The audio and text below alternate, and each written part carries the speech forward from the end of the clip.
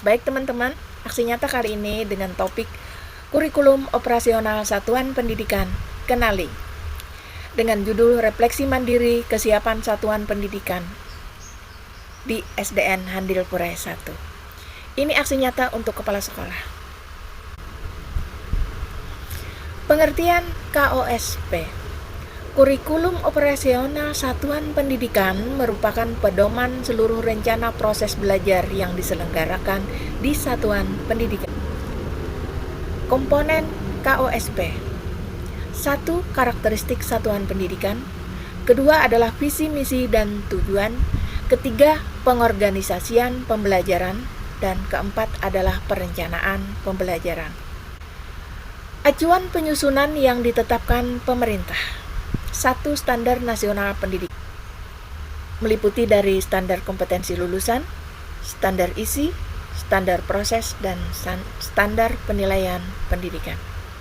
Dan yang kedua adalah struktur kurikulum. Prinsip penyusunan KOSP berpusat pada anak, kontekstual, esensial, akuntabel, melibatkan berbagai pemangku kepentingan. Proses penyusunan KOSP. Pertama adalah menganalisis konteks karakteristik satuan pendidikan. Kemudian yang kedua merumuskan visi, misi, dan tujuan. Yang ketiga adalah merumuskan pengorganisasian pembelajaran. Yang keempat adalah menyusun rencana pembelajaran. Yang kelima adalah merancang pendampingan, evaluasi, dan pengembangan profesi. Refleksi mandiri kesiapan pendidik. Dalam melakukan refleksi mandiri kesiapan pendidik, saya menggunakan metode 6 topi berpikir, yang merupakan konsep pemikiran dan pemecahan masalah yang menggunakan strategi pemikiran paralel.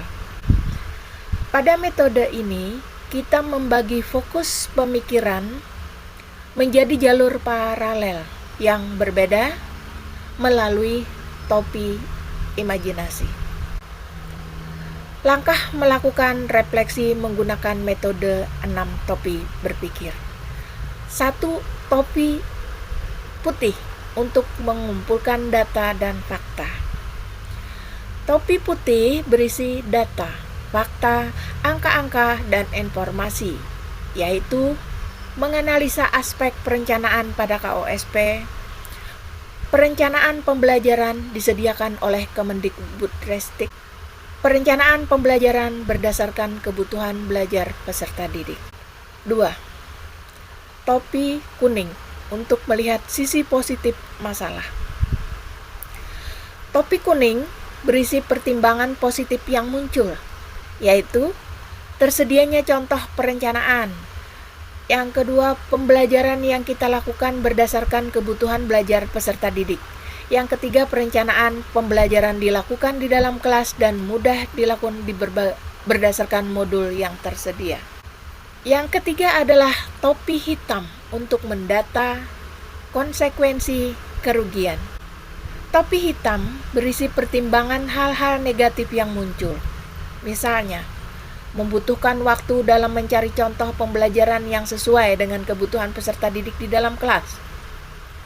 Misalnya lagi menyusun administrasi pembelajaran sambil mengajar di dalam kelas. Misalnya lagi pembelajaran dengan KOSP membutuhkan semangat, tenaga, motivasi dalam belajar, melakukan pembelajaran merdeka belajar. Yang keempat adalah topi merah untuk memberikan ruang untuk naluri dan emosi. Topi merah berisi emosi, perasaan, dan intuisi. Perasaan senang saat belajar bersama rekan sejawat dalam komunitas belajar intrasekolah tentang perencanaan pembelajaran seperti modul ajar, asesmen, dan model pembelajaran. Guru semakin bersemangat dan termotivasi dalam belajar mengenai pembelajaran di dalam KOSP. Pengalaman pembelajaran yang luar biasa dengan saling berbagi ilmu, berkolaborasi, dan berdiskusi bersama dalam mewujudkan merdeka belajar di dalam sekolah. topi hijau untuk mencari alternatif solusi yang kreatif. Topi hijau berisi pertimbangan hal kreatif yang bisa muncul. Misalnya melalui komunitas belajar, kita saling berbagi dan berkolaborasi bersama dalam menyusun perangkat pembelajaran di kelas. Melakukan hal terkecil dalam proses pembelajaran Merdeka Belajar seperti budaya positif, keyakinan kelas, dan penanaman karakter, dan lain-lain. Membuat inovasi pembelajaran yang memberikan semangat pembelajaran dalam kelas seperti permainan kuis, ice breaking, media pembelajaran komik, dan lain-lain. Mengikuti pelatihan, seminar, untuk meningkatkan pengetahuan dalam penyusunan rencana pembelajaran di kelas.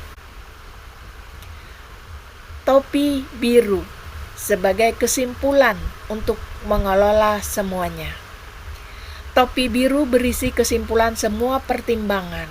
KOSP memuat semua rencana proses pembelajaran yang diselenggarakan di satuan pendidikan sebagai pedoman seluruh penyelenggaraan pendidikan atau pembelajaran. Perencanaan pembelajaran dalam kelas menggunakan pedoman atau panduan yang sudah disediakan oleh Kemendikbudristek. Pembelajaran yang kita lakukan disesuaikan dengan kebutuhan belajar murid dalam kelas kita masing-masing. Kesimpulannya, kurikulum adalah satu komponen penting dalam sistem pendidikan nasional. Kurikulum berperan sebagai pedoman dan acuan kita dalam pembelajaran. Kurikulum atau KOSP memuat seluruh rencana proses belajar yang diselenggarakan di satuan pendidikan. Refleksi dalam melakukan kesiapan pembelajaran adalah dengan melakukan pembenahan dengan membuat perencanaan pembelajaran sesuai dengan kebutuhan peserta didik di kelas masing-masing. Melalui refleksi ini, perencanaan pembelajaran dapat dilakukan sesuai dengan yang diharapkan. Berikut ini adalah dokumentasi kegiatan saat kami berdiskusi dengan Dewan Guru di sekolah kami. Demikian aksi nyata dari Bunda. Terima kasih.